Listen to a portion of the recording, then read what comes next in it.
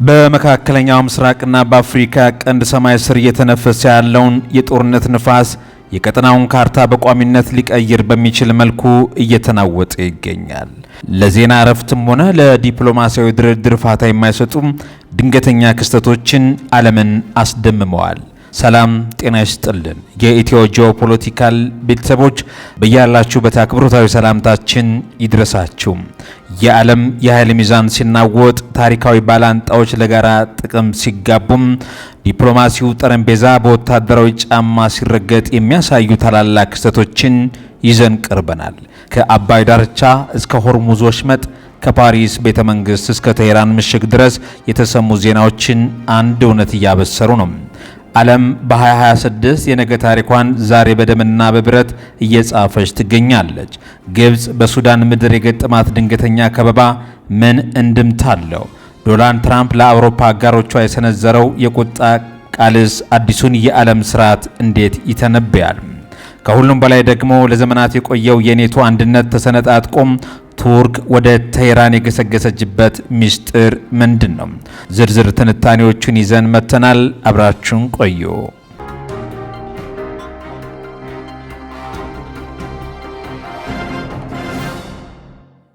ዋና ዋና ዜናዎቹን እናስቀድም። ቱርክ ጦርነቱን ተቀላቀለች። ኔቶ ያስደነገጠው የኤርዶጋን ውሳኔ፣ የቱርክ ኮማንዶዎች የኢራንን ድንበር ለመጠበቅ ወደ ቀጥታ ውጊያ መግባታቸውን አብስረዋል። መካከለኛው ምስራቅ በአዲስ መልክ እየተነፈሰ ይገኛል። ተጨማሪ አለን። ግብጽ በአባይ ዳርቻ መከበቧ ተሰምቷል። በህዳሴው ግድብ አቅራቢያ የሰፈረው የካይሮ ጦር በሱዳን ታጣቂዎች ቁጥጥር ስር መዋሉ ተሰምቷል። ጀነራል አልቡርሃንና የግብጽ የጋራ ስሌት በሳሊ ምድረ በዳ ለምን ከሸፈ? ተጨማሪ አለን። የትራምፕ ቁጣና የአውሮፓ መከዳትንም የምንመለከተው ዕለታዊ ጉዳያችን ነው። ነዳጃችሁን ራሳችሁ ሂድና ውሰዱ፣ ፕሬዚዳንት ትራምፕ ለለንደንና ለፓሪስ የሰጡት ጠንካራ ማስጠንቀቂያ ነው። ፈረንሳይ የአየር ክልሏን በመዝጋቷ በአሜሪካ ጥቁር መዝገብ ውስጥም ሰፍራለች። የነዳጅ ጉቦና የኑሮ ውድነትም ኢትዮጵያ ውስጥ መነጋገሪያ ሆኗል። በኢትዮጵያ ከተሞች የነዳጅ ወረፋን ለማስጠበቅ እስከ 5000 ብር የሚጠየቁ ጉቦ፣ የከባድ መኪና አሽከርካሪዎችና የጥቁር ገበያው አዲስ ቀውስንም እንመለከታለን። እስከ መጨረሻው ድረስ አብራችሁን ቆዩ።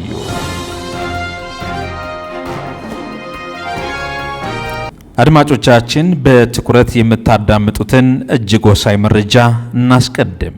የአባይ ዳርቻ ድንገተኛ መከበብ፣ የግብጽ ወታደራዊ ስሌት በሱዳን ምድር ለምን ከሸፈ?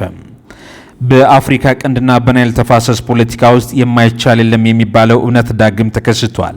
የታላቁ የኢትዮጵያ ህዳሴ ግድብ ግንባታ ማጠናቀቂያው ላይ በደረሰበት በዚሁ ወሳኝ ወቅት ከሱዳን ድንበር የተሰማው ዜና የካይሮን ቤተ መንግስት ያስደነገጠ፣ የአዲስ አበባን የደህንነት ተንታኞች ደግሞ ትኩረት የሳበ ሆኖ ውሏል።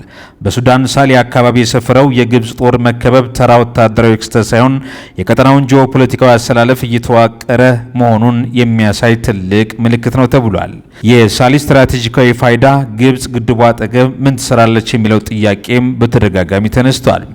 የግብጽ ጦር የሰፈረበት ሳሊ የተባለ ቦታ ከታላቁ ህዳሴ ግድብ ያለው ርቀት በግምት 110 ኪሎ ሜትር ብቻ ነው። ይህ ርቀት ለዘመናዊ ሚሳኤሎችና ለድሮን ጥቃቶች እጅግ አጭር የሚባል ነው። ግብጽ በሱዳን የእርስ በርስ ጦርነት ውስጥ የጀነራል አልቡርሃንን ጦር ለመርዳት በሚል ሰበብ ወታደሮቿን እዚህ ስፍራ ላይ ያሰፈረችው በሁለት ዋና ዋና ምክንያቶች እንደሆነ በርካታ ፖለቲካ ተንታኞች ዛሬ ሲሰጡ ውለዋል። የመጀመሪያው ምክንያት የቅርብ ክትትልና ስለላ ለማድረግ የታሰበ ነው ተብሏል። ግድቡ ያለበትን ሁኔታ፣ የውሃ ሙሌትና የኢትዮጵያን ወታደራዊ ዝግጅት በቅርብ ርቀት ሆኖ ለመሰለል ነው። በሁለተኛ ደረጃ የቀረበው ደግሞ የስነ ልቦና ጫና ለማሳደር ነው ተብሏል። በግድቡ አቅራቢያ ወታደሮችን በማሳየት ወይም ደግሞ እንዲገኙ በማድረግ በኢትዮጵያ ላይ ዲፕሎማሲያዊና ወታደራዊ ስጋትን መፍጠር የታሰበ ነው ተብሏል። ይሁን እንጂ ይህ ስሌት ታሲስ በተባለው አዲስ የሱዳን ታጣቂ ስብስብ ድንገተኛ እርምጃ ምክንያት ጥያቄ ውስጥ ወድቋል። የታሲስ መነሳትና የካይሮ ተላላኪነት ስትራቴጂ ውድቀትን እናስቀድም። ግብጽ በሱዳን የውስጥ ጣልቃ በመግባት አልቡርሃንን የምትደግፈው በሱዳን በኩል ወደ ኢትዮጵያ ድንበር ለመጠጋት ካላት ጽኑ ፍላጎት የተነሳ ነው። ሆኖም ታሲስ የተሰኘው ከደጋፊ ወይም ከፈጥኖ ደራሽ ኃይሉ ጋር ግንኙነት እንዳለ የሚነገርለት ስብስብ የግብጽን ጦር መክበቡ ካይሮን ሁለት ትልቅ ኪሳራዎችን ከቷታል። የሉዓላዊነት ጥያቄ የተነሳበት ከበባ ነው። የሱዳን ታጣቂዎች የግብጽን ጦር መክበባቸው ሱዳናውያን የውጭ ኃይል በተለይም ግብጽ በሀገራቸው ጉዳይ ጣልቃ መግባቷን እንዲቃወሙ የሚያሳይ ተጨባጭ ማስረጃ ነው ተብሏል። ሌላው የሀብት ፖለቲካን ስንመለከት የግብጽ ጦር በወርቅ ማዕድን ማውጫ አካባቢ መሰማራቱም ካይሮ ከፖለቲካው ባለፈ የሀገሪቱን ተፈጥሯዊ ሀብት ለመዝረፍ ያላትን ፍላጎት አጋልጧል። ይህ ደግሞ በሱዳን ሕዝብ ዘንድ ለግብጽ ያለውን ጥላቻ ያባባሳል ተብሏል። በሌላ በኩል ደግሞ የሃይድሮ ፖለቲካውና የናይል የበላይነት ሽኩቻ የተመለከተም ትንታኔ እየተሰጠበት ይገኛል። ግብጽ ለዘመናት ናይል የኔ ብቻ ነው የሚል የሃይድሮ ፖለቲካ አቋም ስትከተል ቆይታለች። ይህንን አቋሟን ለማስጠበቅ ደግሞ ኢትዮጵያ ውስጥ ግጭት እንድትጠመድ ወይም በጎረቤት ሀገራት እንድትከበብ ማድረግ ዋነኛ ስትራቴጂክ ነው። አሁን ላይ ግብጽ ከሶማሌ ጋር የፈጠረችው ወታደራዊ ጥምረትና በሱዳን ድንበር በኩል ያደረገችው ወታደራዊ ስምሪት ኢትዮጵያን በሁለት አቅጣጫ የመክበብ ስልት አካል ነው። ሆኖም በሱዳን በኩል የገጠማት የከበባ ዜና ይህ የከበብኩሽ ስልት እኔም ተከበብኩ በሚል ስጋት እንዲተካ አድርጎታል። ከታሪክ አንጻር ስንመለከተው ግብጽ በኢትዮጵያ ላይ የምታደርገው ጣልቃ ገብነት አዲስ አይደለም። በ19ኛው መቶ ክፍለ ዘመን በጉንደትና በጉራ ጦርነቶች ኢትዮጵያን ለመውረር ያደረገችው ሙከራ በሽንፈት መጠናቀቁ ይታወሳል። ከዚህ በኋላም ቢሆን በተለያዩ አማጺ ቡድኖችን በመርዳትና የድንበር ውጥረቶችን በማባባስ የኢትዮጵያ መንግስት ለማዳከም ያልፈነቀለችው ድንጋይ የለም። የዛሬው የሳሌ ከተማ የሚያሳየው ግብጽ በሱዳን በኩል የምታደርገው ፕሮክሲ ዋር ወይም በተላላኪ የመዋጋት ሙከራ በሱዳን ብሔርተኞች ዘንድ ተቀባይነት እያጣ መሆኑን ነው። ከጂኦፖለቲካል ትርፍ ስናየው ደግሞ ይህ ክስተት ለኢትዮጵያ የሚሰጠው ፋይዳ ከፍተኛ ነው። አንደኛው የደህንነት ዋስትና ነው። የግብጽ ጦር በሱዳን ታጣቂዎች መጠመዱ በህዳሴው ግድብ ላይ ሊሰነዘር የሚችለውን ቀጥተኛ ጥቃት እድል በእጅጉ ይቀንሳል። በሁለተኛ መልኩ የዲፕሎማሲ የበላይነትን ስናይ ደግሞ ኢትዮጵያ ግብጽ በቀጠናው የሰላም ጠንቅ ናት በሚል ለምታቀርበው ቅሬታ ይህ የሱዳን ክስተት በቂ ማስረጃ ሆኖ ያገለግላል። በሶስተኛ ደረጃ የአሰላለፍ ለውጥ ነው። በሱዳን ውስጥ ግብጽ የሚቃወሙ ኃይሎች መጠናከራቸው ኢትዮጵያ በሱዳን ጉዳይ ላይ ያላትን ተሰሚነት ሊያሳድገው ይችላል። በአጠቃላይ በሳሌ የተከበበችው የግብጽ ሻለቃ ዕጣ ፈንታ ምን ይሆናል? ካይሮ ወታደሮቿን ለማስለቀቅ ለታሲስ ወይም ደግሞ ለፈጥኖ ደራሽ ምን ድርድር ታቀርባለች? ይህ ሁሉ ሂደት ለታላቁ ህዳሴ ግድብ የመጨረሻ ምዕራፍ የሚሰጠው ትርጉም ቀላል አይደለም። አንድ ነገር ግን ግልጽ ማድረግ ይጠበቃል። የቀጠናው የኃይል ሚዛን ከካይሮ ፍላጎት ውጭ እየተቀየረ መሆኑን ያሳያል። ግብጽ በሱዳን በኩል የጀመረችው ወታደራዊ እንቅስቃሴ መጨረሻው ሽንፈት ከሆነ ወይንስ ካይሮ ሌላ ተለዋጭ ስልት ይኖራት ይሆን የሚለውንም እንከታተለዋለን። ቱርክ ጦርነቱን ተቀላቅላለች የሚለውን መረጃ በትንታኔ እንመልከተው። ይህ መረጃ በመካከለኛው ምስራቅ ብቻ ሳይሆን በዓለም አቀፉ የኃይል ሚዛን ላይ ሊፈጥር የሚችለውን ተጽዕኖ እጅግ ከፍተኛ ነው። የቱርክ ውሳኔን ተከትሎ ሊከሰቱ የሚችሉ ዋና ዋና የጂኦፖለቲካ እንድምታዎችን በዝርዝር እንደሚከተለው እናቀርባለን። የጂኦፖለቲካ ትንታኔው የቱርክና የኢራን ድንገተኛ ጥምረትን እናስቀድም። የታሪክ መገለባበጥና የስትራቴጂክ ለውጥ ነው። በተለይ ቱርክና ኢራን በታሪክም ሆነ በሃይማኖት መዋቅር ሱኒና ሺዓ ለዘመናት ተቀናቃኝ የነበሩ ሀገራት ናቸው። ሆኖም የጋራ ጠላት የኩርድ ታጣቂዎች ስጋትና የጋራ ብሔራዊ ጥቅም ሁለቱን ሀገራት ወደማይገመት ወታደራዊ ትብብር አምጥቷቸዋል። ቱርክ በኔቶ ውስጥ ሁለተኛ ትልቅ ጦር የያዘች ሀገር እንደመሆኗ መጠን ወደ ኢራን ጎራ መጠጋቷ በምዕራባውያን ዘንድ እንደ ታሪካዊ ክህደትም ተቆጥሯል። የኩርድ ጉዳይ በተለይ የቱርክ ቀይ መስመር ነው። ለፕሬዝዳንት ኤርዶጋን ውሳኔ ትልቁ መገፊያ የኩርድ ታጣቂዎች ናቸው ተብሎ ይገመታል። የቱርክ ስጋት ስንመለከት አሜሪካና አጋሮቿ የኩርድ ኃይሎችን ለወታደራዊ ዓላማ መጠቀማቸው በቱርክ ድንበር አቅራቢያ ጠንካራ የኩርድ መንግስት ወይም የራስ ገዝ አስተዳደር እንዲመሰረት መንገድ ይከፍታል የሚል ነው። ይህ እንዳይሆን ኢራንን ወታደራዊ ጋሻ በማድረግ በሶሪያና በኢራቅ የሚገኝ የኩርድ ይዞታዎችን ለመቆጣጠርም አልማለች ነው የተባለው። የኔቶና የአሜሪካ ቀውስን ስንመለከት ይህ መረጃ በብራስልስ የኔቶ ዋና መስሪያ ቤት ከፍተኛ ድንጋጤ የፈጠረ በሁለት ምክንያቶች ነው። አንደኛ የአባልነት ግዴታ ነው። ቱርክ የኔቶ አባል ሆና ሳለ ኔቶ እንደ ስጋት ከሚመለከታቸው ኢራን ጋር መወገኗ የድርጅቱን አንድነት ጥያቄ ውስጥ ከቶታል። ሁለተኛው የአሜሪካ ማዕቀብ ነው። ይህ ውሳኔ አሜሪካ በቱርክ ላይ ከፍተኛ የኢኮኖሚና ወታደራዊ ስትራቴጂክ ለምሳሌ የኤፍ35 እና የኤፍ16 ግዢ ማዕቀብ እንድትጥል ሊያደርግ ይችላል ተብሏል። እንግዲህ በመካከለኛው ምስራቅ እየተካሄደ ያለው ጦርነት አዲስና ያልተጠበቀ ምዕራፍ ይዟል። ለዓመታት ከምዕራባውያን ጋር ስትራቴጂክ ወዳጅነት የነበራት ቱርክ ፊቷን ወደ ቀድሞው ተቀናቃኟ ኢራን በማዞር ወታደራዊ ድጋፍ እንደምትሰጥ በይፋ አስታውቃለች። በዛሬው ዕለት እንግዲህ ፕሬዚዳንት ረሲፕ ጣይብ ኤርዶጋን በሰጡት መግለጫ ምዕራባውያን የኩርድ ታጣቂዎችን ማስታጠቅና ለጦርነት ማዘጋጀታቸውን ካላቆሙ የቱርክ ጦር የኢራንን ድንበርና ጥቅም ለማስጠበቅ ወደ ቀጥታ ጦርነት እንደሚገባ ገልጸዋል። በተለይ በአሁኑ ሰዓት በቱርክ በኢራንና በሱሪያ አዋሳኝ ድንበሮች ላይ ቱርክ ኮማንዶዎችንና ከባድ የጦር መሳሪያዎችን በከፍተኛ ሁኔታ እየተንቀሳቀሰ ይገኛል ይላል መግለጫው።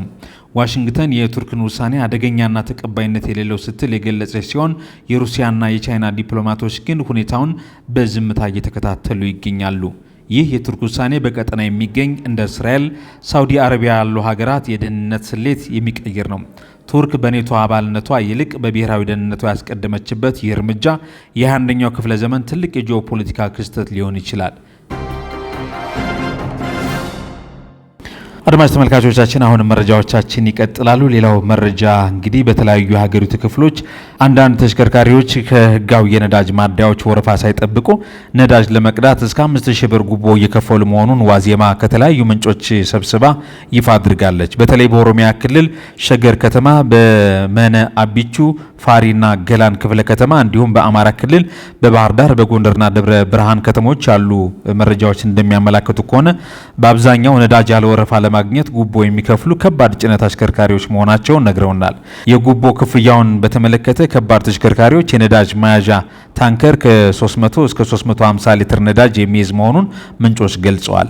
መንግስት በቅርቡ 2 የነዳጅ መቅጃ ታንከር ያሏቸው ከባድ ተሽከርካሪዎች በአንዱ ታንከር ብቻ ነዳጅ እንዲቀዱ የሚያስገድድ መመሪያ ማውጣቱ የሚታወስ ሲሆን ሆኖም አንዳንድ ተሽከርካሪዎች ጉቦ እየከፈሉ በሁለቱም ታንከሮች ነዳጅ እንደሚቀዱ እንግዲህ ዋዜማ ዘግባለች። ሌላው መረጃችን ምዕራባውያን የአሜሪካ አጋሮች ከአሜሪካ አጋርነት እያሸገሸጉ መሆኑን በተለይ በኢራን የሚያደርጉትን የእስራኤልና የአሜሪካን የጋራ ጥምር ጦር አለመደገፋቸው ትራምፕ አስቆጥቷቸዋል። ዶናልድ ትራምፕ የአውሮፓ አጋሮችን ወደ ሆርሙዝ ወሽመጥ በመሄድ ነዳጃቸውን በራሳቸው እንዲወስዱ አስጠንቅቀዋል። የአሜሪካው ፕሬዝዳንት ዶናልድ ትራምፕ ዩናይትድ ኪንግደም፣ ፈረንሳይና ሌሎች የአውሮፓ ሀገራት በአሜሪካና እስራኤል የጋራ የኢራን ዘመቻ ላይ በቂ ድጋፍ አላደረጉም በሚል በቁጣ የተሞላ ትችት ሰንዝረዋል። በተለይ የሆርሙዝ ወሽመጥ በመዘጋቱ ምክንያት የነዳጅ እጥረት ላጋጠማቸው ሀገራት ወደ ወሽመጡ በመሄድ የራሳቸውን ነዳጅ ውሰዱ የሚል ጠንካራ መልእክት አስተላልፈዋል። ይህ ዜና ከሰሞኑ ዓለም አቀፍ ፖለቲካ ውጥረት አንጻር ሲታይ የሚከተሉት ዋና ዋና ጂኦፖለቲካል ሀሳቦች አሉት። አንደኛው ለዩናይትድ ኪንግደምና ለሌሎች አጋራት የተሰጠ ማሳሰቢያ ነው። ትራምፕ በትሩዝ ሶሻል ገጻቸው ባሰፈሩት መልእክት አገራቱ ለራሳቸው መዋጋት መማር እንዳለባቸው አሳስበዋል። የነዳጅ እጥረትና ትራምፕ ምክር በተመለከተም በሆርሙዝ ወሽመጥ መዘጋት ምክንያት የአውሮፓ ነዳጅ ማግኘት ለተቸገሩ እንደ ዩናይትድ ኪንግደም ላሉ ሀገራት አንደኛው ከአሜሪካ እንዲገዙ ካልሆነ ግን የዘገየ ድፍድፋቸውን አሰባስባችሁ ወደ ወሽመጥ በመሄድ ዝም ብላችሁ ውሰዱ ብለዋል። በሌላ በኩል እንግዲህ የአሜሪካን እርዳታ አታገኙም የሚል ማሳሰቢያ ነው። እንደ ትራምፕ ገለጻ ከሆነ ከእንግዲህ አሜሪካ ልትረዳችሁ እዛ አትገኝም፣ ይህ ከባዱን ስራኛ ሰርተናል፣ ሂዱና የራሳችሁን ነዳጅ አምጡ በማለት አሜሪካ ለአጋሮቿ የምትሰጠውን ከለላ ልታቆም እንደምትችል አስጠንቅቀዋል። ዩናይትድ ኪንግደም በኢራን ላይ ከተወሰደው እርምጃ ላለመሳተፍ መወሰኗን ኮንነዋል። በሌላ በኩል እንግዲህ ከአሜሪካ በተቃራኒ የቆመችው ፈረንሳይ ነች። የፈረንሳይ አቋምና የትራምፕ ቅሬታም ተባብሷል። በዚህ ዜና ውስጥም ጎልቶ የወጣው ሌላ ጉዳይ ትራምፕ በፈረንሳይ ሰሞናዊ ውሳኔ ላይ እጅግ መበሳጨታቸውን የሚያሳይ ነው። ፈረንሳይ ወታደራዊ ቁሳቁሶችን ጭነው ወደ እስራኤል የሚያመሩ አውሮፕላኖች በፈረንሳይ የአየር ክልል ውስጥ እንዳያልፉ መከልከሏ ትራምፕን በእጅጉ አስቆጥቷል። ፈረንሳይ የኢራንን አመራር በማስወገዱ ሂደት ፈጽሞ እንዳልተባበረችና ይህንንም አሜሪካ እንደማትረሳው ዝተዋል። የፈረንሳዩ ፕሬዝዳንት ኢማኑኤል ማክሮን ጽህፈት ቤት በበኩሉ በትራምፕ ንግግር መገረሙን ገልጾ ጦርነቱ ከጀመረበት የመጀመሪያው ቀን አንስቶም የፓሪስ አቋም እንዳልተቀየረ አሳውቀዋል። ይህ የፈረንሳይ አቋም ጦርነቱ እንዳይስፋፋና ቀጠናዊ መረጋጋት እንዲኖር ከሚል መርህ የመነጨ ነው ሲል በመግለጫው አሳውቋል። ወደ ሆርሙዝ ወሽመጥ ቀውስ ስንሄድ እንግዲህ እዚህ አካባቢ ላይ አሜሪካና እስራኤል በኢራን ላይ የጀመሩት ወታደራዊ ዘመቻ ወደ 5ኛ ሳምንት የተሸጋገረ ሲሆን ኢራን በአጻፋው የዓለም አብዛኛው ነዳጅ የሚያልፍበትን የሆርሙዝ ወሽመጥ ዘግታለች። የዚህ ወሽመጥ መዘጋት በዓለም አቀፍ ደረጃ የነዳጅ ዋጋን በተለይም የብሬንት ድፍድፍ ነዳጅ ዋጋን $106 በላይ በእጅጉ እንዲነር አድርጎታል። በአጠቃላይ የትራምፕ የሰሞኑ ንግግር በአሜሪካና በአውሮፓ አጋሮቿ በተለይም በዩናይትድ ኪንግደምና ፈረንሳይ መካከል ያለውን የፖለቲካና ዲፕሎማሲያዊ ስምጥ እያሰፋ ይገኛል ተብሏል። በፈረንሳይ በኩል ጦርነቱን ላለማባባስ ሲባል የአየር ክልልን መከልከል እንዲሁም በእንግሊዝ በኩል ወደ ጦርነቱ በቀጥታ ላለመግባት የተወሰኑ አቋም ትራምፕ አጋራቸውን ማንም የራሱን ሸክም ይሸከም ወደሚል ጠንካራ ቃላት እንዲገቡ አድርጓቸዋል። በአሁኑ ወቅት ዩናይትድ ኪንግደም አሜሪካን ያገለለና 35 ሀገራት ያሳተፈ የሆርሙዝ ወሽመጥ ዳግም ስለመክፈት የሚመክር ዓለም አቀፍ ስብሰባ ለማዘጋጀት በዝግጅት ላይ ትገኛለች። ይህ ደግሞ አሜሪካን አስቆጥቷል። የተወደዳችሁና የተከበራችሁ አድማጭ ተመልካቾቻችን አብራችሁን ስለቆያችሁ ከልብ እናመሰግናለን። ኢትዮ ጂኦፖለቲካል ኒውስ ያልተሰሙ እጅግ አዳዲስ መረጃዎችን ከጂኦፖለቲካል ትንታኔ አንጻር በየሰዓቱ ለእናንተ ይዞ ይቀርባል። አዲስ ከሆናችሁ ሰብስክራይበር በመሆን ወዳጆቻችን ሀሳብ አስተያየታችሁን ኮመንት ላይ ያስቀምጡልን። ላይክ በማድረግ ደግሞ ይህ መረጃ ለሌሎች እንዲደርሱ አድርጎ የኢትዮ ጂኦፖለቲካል የጂኦፖለቲካል ተንታኝ ተስፋ ጥበብ ነበርኩ አብሬያችሁ የቆየሁት።